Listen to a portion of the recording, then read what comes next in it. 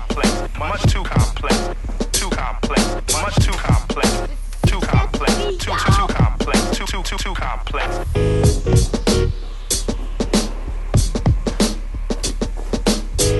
What's going on, everybody? My name is James K. Holder II. Some of you may know me as Sir James II, and I'd like to welcome you back to Not on My Watch. It is Wednesday, February 15th, so I hope you had an enjoyable Valentine's Day, and let's get to it. First things first, I'd like to thank you for watching, but I'd also like to ask you to retweet this and also repeat it. I want you to share, comment, and subscribe to the YouTube feed, or visit my page at holderstudio.com for updates and past episodes as well. So let's get right into it. There's a lot going on in the world today. More information is coming out that Trump's White House is crumbling before him, but I want to talk about something more important. As we all know, the Grammys was this past Sunday. And it was somewhat controversial. There were a lot of questions as to some of the ways that awards were handed out. And before we even speak about Sunday, I want to just start with a little bit of Grammy history. In the entire history of the Grammys, I think it's been about 60 or so years, a little more than 60 years, there have only been 10 black artists to win the Album of the Year award. So the Grammys in and of itself is already somewhat, I don't want to use the term segregated, but it kind of is separate by category. So because they have a soul category or an R&B category or a rap category, it's commonplace that black people would get nominated and awarded in certain categories. So when it comes to determining, I don't want to say greatness, but the piece de resistance, the real goal is to achieve that Album of the Year. That's typically like the golden goose. That's what you want. Within that, only 10 artists have ever received that award. I don't want to lie to you about 10 black artists. I don't want to lie to you about who those are. But even within that, only 3 black women have received that award. And within the last 20 years, only 1 black woman has been awarded that award. There have been 4 black artists in the last 20 years to receive that award, but only 1 black woman. And that was Lauryn Hill, for the Miseducation of Lauryn Hill in 1999. So there was a period where, now mind you, Aretha Franklin, for one period of time, had won the soul category so frequently that they basically named it the Aretha Franklin Award for much of that time period.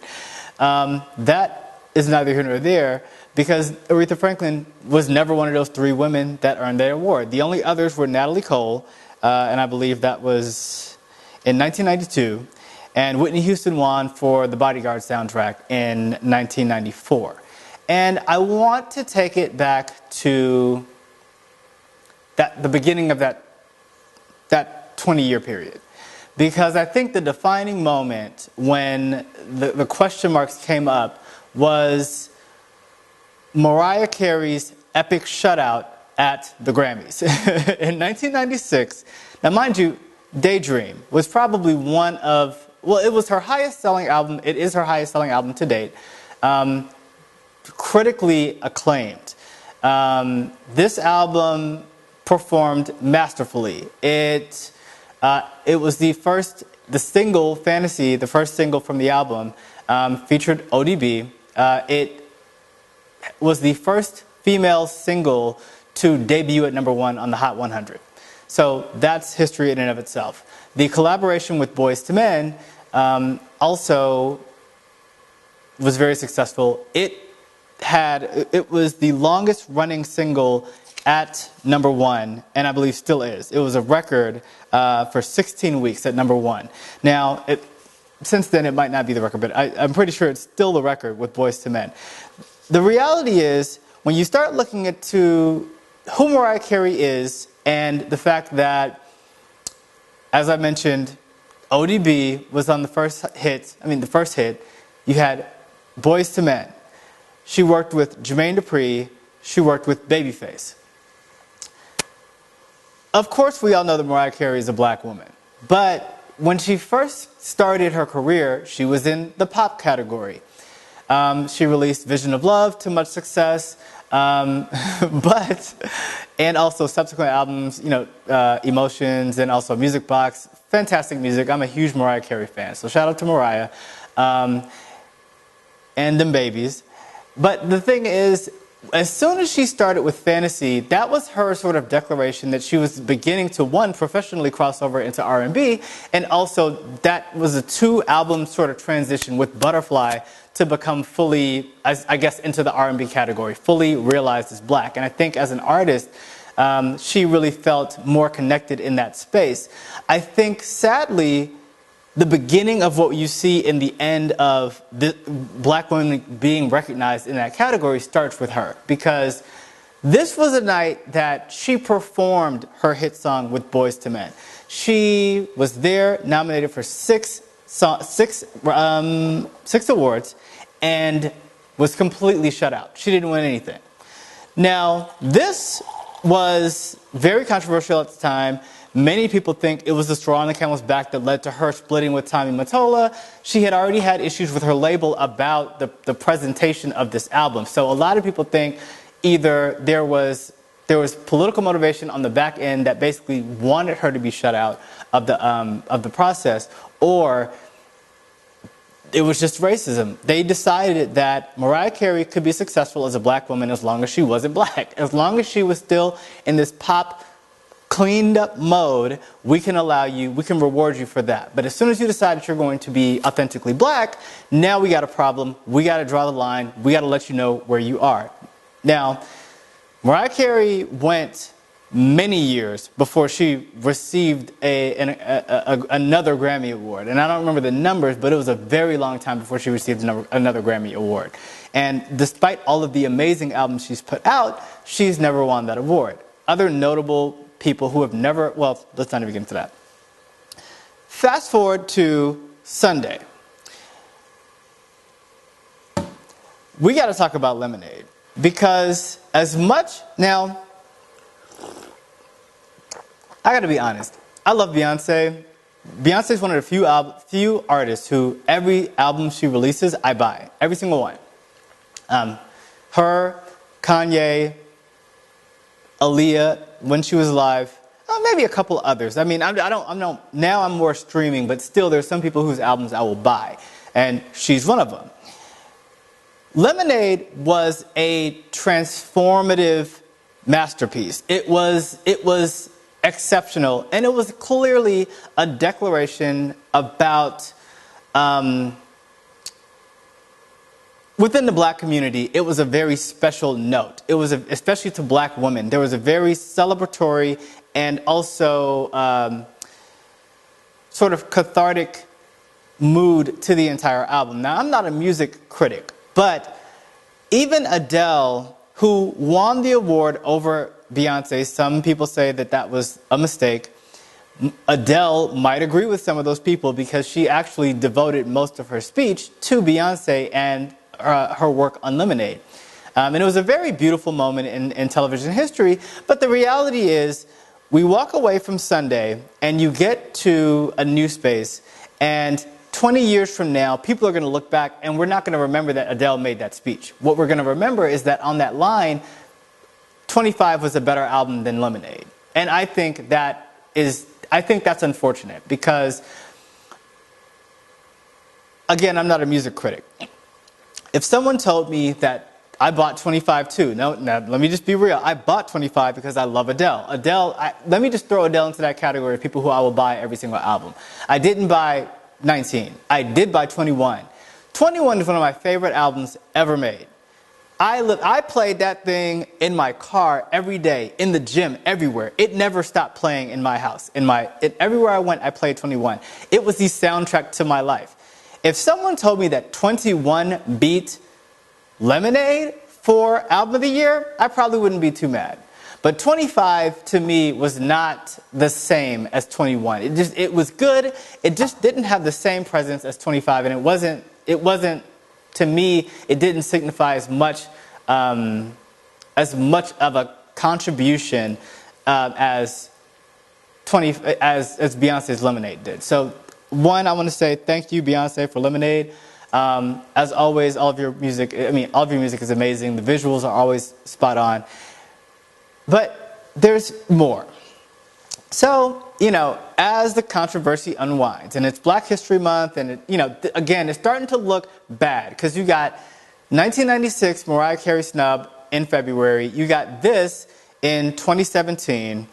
The only time that a black woman has been celebrated in this way it was in 1999. And even when that happened, it spawned so much controversy on Lauryn Hill with people that she'd worked with, and they were suing her. It really created a negative space for her. So I don't know if it's some just really bad omen with that award or what, but it's almost like you're damned if you do, damned if you don't. Let's look at the politics behind this, because the New York Times reported today that they had a source who was present in one of the meetings that determined which songs got nominated for which categories. So basically, in this particular meeting, it was 70 professionals. Some were voters within, for the albums, for the Grammys. But they're also basically music professionals. And what happens in the nominating process is that your label, so in Beyonce's case, Columbia, will submit your songs or your work for consideration. They submit on behalf of the artist. Now, Columbia submitted multiple songs from Lemonade, which were in multiple genres. And again, we get into that genre swip, because in 1996, Mariah Carey's Daydream was a combination of R&B and also pop. Beyonce had R&B, she had pop, she had rock, she also had country. So you had Daddy Lessons, that was a country song that was nominated. You had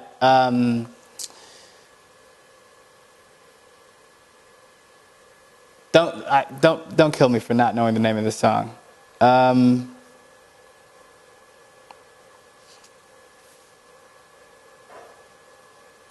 Hurt Yourself was the name of the song that Beyonce had nominated in a rock category. This meeting was discussing whether Beyonce's song should be in a rock category, because when it was nominated by Columbia, it was flagged. So somebody within the ether of the Grammys flagged this album as, I don't know if that's rock or not. So they had this conversation about Beyonce. And according to the source, for about 5 minutes, they discussed this closed doors. This person was anonymous because they were not authorized to discuss this. And they basically said that suspicions were arising within that boardroom that said they thought Beyonce was deliberately pitching songs in a variety of genres to game the system and take advantage and get more nominations in a broader set of categories. So that basically, by having influence in rock and also country and also R&B and also pop, then she's in dance, or however you want to define it, she's now opening up herself as a broader chance to win the Album of the Year this year. Because as we know, she didn't win Album of the Year in 2015 when Beck was awarded over her. Now, essentially, the feeling is that many voters sympathize with this point of view. And as a result, they decided to basically demote her performance. They decided to say, okay, well, because you basically tried to cheat and game the system, your over delivery of music must be punished. And where have we heard that before? That someone is too qualified for a job, or that this wasn't the appropriate time. But the irony of this is twofold. One, many would argue, I can't find anyone who would argue against the point that most, if not all, forms of music, especially American music, originated from black artists in some way. We got Little Richard, who founded rock and roll. You can try to dispute this as much as you want, but we could trace this back. And if we want to go far enough, you can always go back to some artist who did it first, who was black, even in the category of country. So to say that Beyonce is somehow appropriating too many genres and overstepping her bounds as a black woman with this love letter to other black women in Lemonade, it's just so ironic to me that would be the criticism that professionals would use to keep her from excelling and attaining this award. The second part of that irony is that Beck himself, when it was the Beyonce album versus Beck in 2015, much of the criticism of Beyonce was that it was too urban, it was too this, and that Beck's was it had a broader appeal. It had more influence, it had more instruments, and they went into, oh, well, he deserved it more because he wrote all the songs by himself. He deserved it more because he played all the instruments. He deserved it more because all these things. And so the over the top, according to them, what was over the top then was worthy of praise. But then in 2017, when Beyonce came back, re-upped, and did something different, it was now, you're doing too much, you're the overachiever, and we're not going to award you because you're trying to cheat. This is the epitome of what we talk about when we talk about just, sometimes it's racism, but this is just at the core of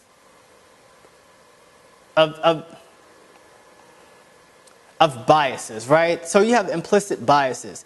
And because you like Beck, because you like Adele, you can find some confirmation bias of new evidence that suggests, oh, this should go in this direction. Like, if you found a reason why you didn't like Beyonce, this political reason that she did too much, or she was trying too hard, she was cheating, basically, to get in, she was trying to rig it, it echoes misogyny out the ass, right? And then it also it suggests that a black artist is only worthy of praise when they perform in a particular way. For instance, we can go back to all the other, there will be plenty of time to talk about this, but it is Black History Month, and it also happens to be the months where the Grammys happen and also the Oscars. So we'll see what happens at the Academy Awards this year. Last year, we know it wasn't good. It was an all Oscar so white party. But it's just like the Academy Awards, because Hattie McDaniel was the first black actress to win an Academy Award at all, and that was for Gone with the Wind. But she played a maid, and I believe that was it. Please, I should have looked up this date, but I believe it's 1939. I could be wrong on that, but it was pretty early, to the point where I don't even believe she was allowed in the theater to receive her award. She had to do a separate telecast. And so, you talk about these boundaries, and it wasn't until Halle Berry won for Monsters Ball that someone won the Golden Goose, that someone won Best Actress for an Academy Award. And so we talk about black women having to play a certain role in order to be recognized. And so this comes back to this. Why is it that in the last 20 years, you can only celebrate Lauryn Hill for her body of work? And yet, over the course of the same 20 years, you've only had 4 black artists to win that great award, which is 20%. But you've had 200 black artists perform at the Academy Awards. So it becomes this question. You're taking someone's value and you're not showing appreciation for that value. And this goes back to what Kanye West has been saying for years at the VMAs, at the very Grammy Awards in 2015, where obviously the major headliner is Beyonce, not Beck. The Grammy is benefiting from having Beyonce perform because people are tuning in to see Beyonce perform. So that's more ad buys for them, that's more influence, that's more money, that's more viewers, that's more cachet for the Grammys. But at the same time, Beyonce is good enough to perform for you, to work for you, but she can't come through the front door. And why is that? She can. I don't watch the Grammys. I don't watch award shows. I did see clips, of course. I saw Adele's masterful tribute to George Michael, who is a phenomenal vocalist of all things. George Michael is a talent. And I say is because no one ever really dies, right? But George Michael, that music will live on. And that was really a crushing, I want to say that was Christmas that we found out about that. Christmas, we're sitting around the dinner table and we found out that George Michael passed. And so that tribute was wonderful. And Adele, obviously, again, I can't say enough about Adele, but it just is, it's not even about Adele. It is about why is it that Beyonce can perform over and over. She can be pregnant. She can be on a chair that's about to fall over. She can have like cloth over her face and wind blowing and a halo and all. And now people are calling her a deity and saying she's the sadist and all. I mean, there's tiers. There's levels to this thing. And so I just wanted to open up the conversation for that because those are just the facts. Again, we got Natalie Cole, Whitney Houston, undeniable legends, right? I mean, Natalie Cole, at the time of her passing, had been nominated. She had won, I want to say, again, I could pull up the numbers. She had been nominated for at least 25 Grammys, including normal Grammys and Spanish, the ones for like the Spanish language Grammys. But she had won like 14 Grammy Awards. Now that year, Lady Gaga did the tribute to David Bowie, which, was this awesome, huge tribute, and they kind of just slid Natalie Cole in on the back end. But Natalie Cole had won like 15 Grammys. She was like a Grammy queen. Again, she made history as the first black woman to win the Best Album award. So, we're talking about how this stuff works out, and yet David Bowie, not to take anything away from David Bowie, and congratulations to David Bowie who won another award. He actually beat Don't Hurt Yourself in the rock category for Best Song against Beyonce. Posthumously. Fantastic. But, again, he had I think that was his third Grammy. He had, up to the point that he passed, he had only won 2 Grammys. Natalie Cole sitting over here with 25. David Bowie had a pair of earrings. Natalie Cole got a whole set. She got a box set, collection, wine rack. She got everything. It's all over the place. And so why is it that appreciation simply isn't there for black women, although they can do the work? So that's the question I want to pose there. And we'll see, again, in future years. We got to keep talking about this stuff because otherwise we're really not going to progress. And there has to be a way that we can begin to attribute credit to women for the contributions that they give. Because until we do, you can have the award shows and the speeches and all this other stuff and the pictures and everybody can talk about it. But at the end of the day, when you go back and look at the record books, when you go back and look at the list, which albums each year won Best Album? And, I frequently, when I'm looking to see which music I'm going to stream, I might go to that list. I might say, okay, so Christopher Cross is on there. You got Stevie Wonder on there a few times. You got Michael Jackson, of course. You got Paul Simon's on there a few times, Simon and Garfunkel. You've got some talented people now.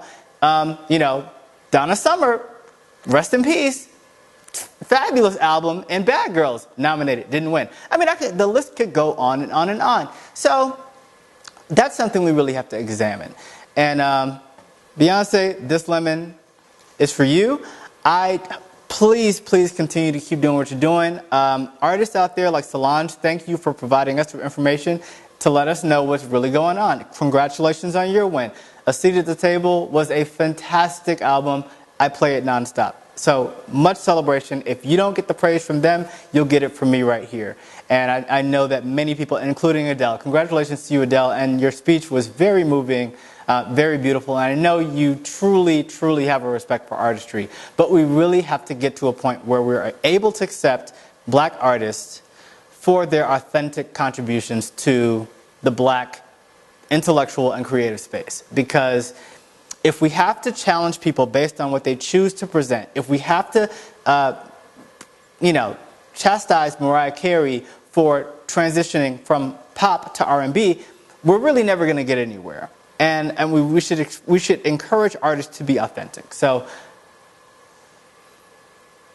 yeah, that was a shocker because at this point you got the election, you got Super Bowl, and you got I'm not going to say Adele winning is a column for the Nazis, but I will point out that there was a lot of pissed off people after Beyonce performed Formation at the last Super Bowl, and then she endorsed Hillary Clinton very publicly and actively. You can't say there isn't a connection, there isn't a parallel there. So again, black artists, writers, journalists you're allowed to sit. We'll let you sit at the table if you keep your mouth shut. If you don't make it too black, don't black it up too much, or we got to shut you down. So that's my concern. And I hope we can get past that. So two other things for today. I wanted to focus a lot more time on this, but I kind of guess went too long on the other one, or talking about lemonade. But I really want to make sure that everyone is taking these deportations seriously. I had a very spirited debate or exchange with a popular politician who probably disagrees with me on the source or the reason behind the raids.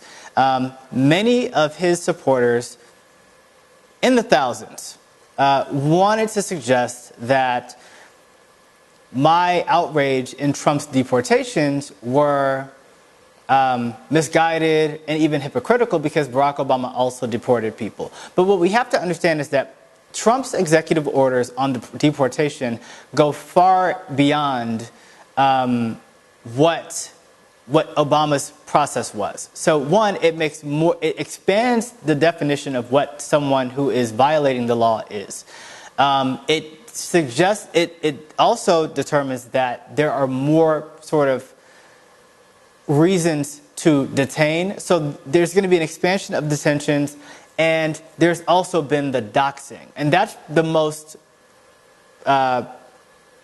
pressing problem. I discussed it on a previous episode of the show, and I don't have the exact line of this, but there's a provision in the executive orders for the border wall that also basically allow federal agencies, including schools, hospitals, clinics, any basically public service that has awareness and knowledge that you are in violation of the law, can now is now basically supposed to expose that information about you. So if you are an undocumented immigrant, before where you would have been able to attend school or college or do certain things, now if that information is out there, it can be made public, and people who have that information confidential can now expose you for that. Now what that makes someone susceptible to is not only the officials, ICE, in going forward with deportations, and it's getting ugly. This is allowing people to have so much more information on a family, making them so much more vulnerable. And we know now that because of this exposure of content, it's getting to the point where as children are getting off of school buses, ICE agents are waiting for their parents who will meet them at the school bus. And they only know this because they're getting this information doxed. They're basically being targeted. And that's concerning enough, right? That's just a horrible, traumatic experience for the child. One, imagine you're coming home from school and you think you're just going to have a nice day with your family, and then you are faced and brought into this reality. And also, the executive orders make it easier to punish children under the same provisions where Barack Obama had other provisions. And again, I don't have the line items to explain this, but that was a part of it. So there's more people vulnerable, more susceptible, and there's more doxing of information. The other part that really concerns me about this is that on top of the fact that you have Jeff Sessions, who is now the Attorney General, which last week, it hadn't been confirmed when the episode aired, but now we know Jeff Sessions is, Beauregard is our Attorney General. So we know that he's poised to use his power to sort of exonerate people who in the pursuit of enforcing Trump's actions are get a little out of hand. So let's say, when slavery was a thing, there used to be bounty hunters, basically. I mean, you basically had people, if there was a runaway slave, there were professionals, and some were like teams, but some people were just lone. They went out and just found slaves and brought them back to the owners, or their masters, rather. And I feel like the way this Trump administration is going, take ICE out of it, you're going to have militias of armed men who are empowered by these executive orders and will also be exculpated by racist Jeff Sessions if in the pursuit of enforcing this executive order on vulnerable citizens who have been doxxed, who all their information is out there, will receive lenience if they are violent and if they are aggressive and if they assault these people and if they murder these people, whether on accident or intentional. These people are exposed in a very, very dangerous way, and I don't know where this is going to go. I hope that we can bring this whole thing to a halt very soon, but until such time, we need to be prepared to help vulnerable families. In many cases, it might only be the father who is undocumented and has to be deported. So, but even with that, it's how do these families provide food, shelter, and other resources? So with that in mind, I'd like to invite everybody to visit informedimmigrant.com. Just visit that website in general because it probably has a lot more information, or it does have a lot more information about the dangers, the vulnerabilities that immigrants, undocumented immigrants are facing right now under a Trump presidency. But I wanted to take you a step further and suggest that you visit informedimmigrant.com/organizations, because there you'll find basically they have a huge database of all kinds of organizations all over the country. And so you can put in your state, you can put in your city, and you can find an organization that's in your neighborhood that's helping people in your neighborhood. And you might be able to donate to them, you might be able to volunteer your time to them. They might have a specific need that you can help with now. And it's not, sometimes it's good to send a check to the ACLU or whatever, but working within your own community and building that is going to make us stronger, and it's the only way we can really work against this. We have a flamethrower headed at the Constitution for our rights, and all of this stuff is going to be essentially federal. And in my view, as those federal resources start collapsing, as federal protections start going away, our best approach is to go local. And the more resources we can offer at the local level, the less people will be severely impacted. Whether that's a food pantry, whether it's a shelter, whether it's a clinic. There are many ways that we can each contribute our talents. Whether you volunteering somewhere, offering psychiatric evaluations to people who are facing trauma, or you're sweeping the floor at a school or a shelter somewhere. Everybody has a talent that they can contribute to this. So I definitely encourage you to get active and participate and be a part of the protection of people. Because if we can't get Trump out and this becomes the law, there's going to be stuff that we can't stop immediately, but we can provide protection. We can try to be a shield within the scope of the law, and this organization and this website will help you figure out how you can contribute to that. So I really encourage that. Lastly, it is Black History Month, and I today want to celebrate specifically Ruby Neal Bridges Hall. Now, this is a grown woman now. I believe she's 61. I know I shouldn't have said your age out loud because that's not like the ideal thing to do. But in 1960, she became the first black child in Louisiana to integrate William Frantz Elementary School. And when you think about that time and how dangerous it was, the fact that something so important, education equality, was encumbered upon black youth, black female youth. A 6-year-old led the movement for us to be able to have equal opportunity in education, and I think that can't be unstated. We talked in the beginning about appreciation for black women and militants and their resources, or appreciation for black women to operate in a certain space. But until when you act up, when you become a Ruby Neal Bridges Hall, or you perform formation at the Super Bowl, then it's a problem. So we have to, again, the same way we can celebrate Ruby Neal Bridges Hall as a 6-year-old and as a more mature adult now. Please don't come after me, unless you want to say hello.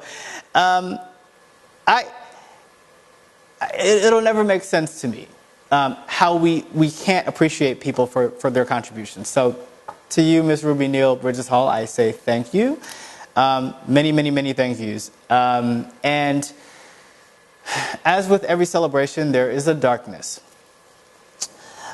She was immortalized in a very famous painting by Norman Rockwell, and it really became the poster for. She was literally the quintessential poster child for the civil rights movement. And this painting was called. Now this painting depicted her entering the school on that day, escorted by 4 federal marshals, because that's how serious it was. And to bring it full circle into how aggressive and how sort of challenging the times that we're in now are,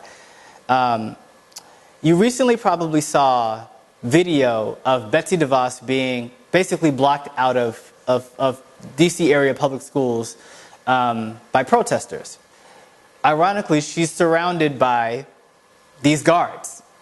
And some artist, and I don't know the motivation behind this artist, but art imitates life, I suppose. And they basically spoofed the Norman Rockwell painting, which is entitled "The Problem We All Live With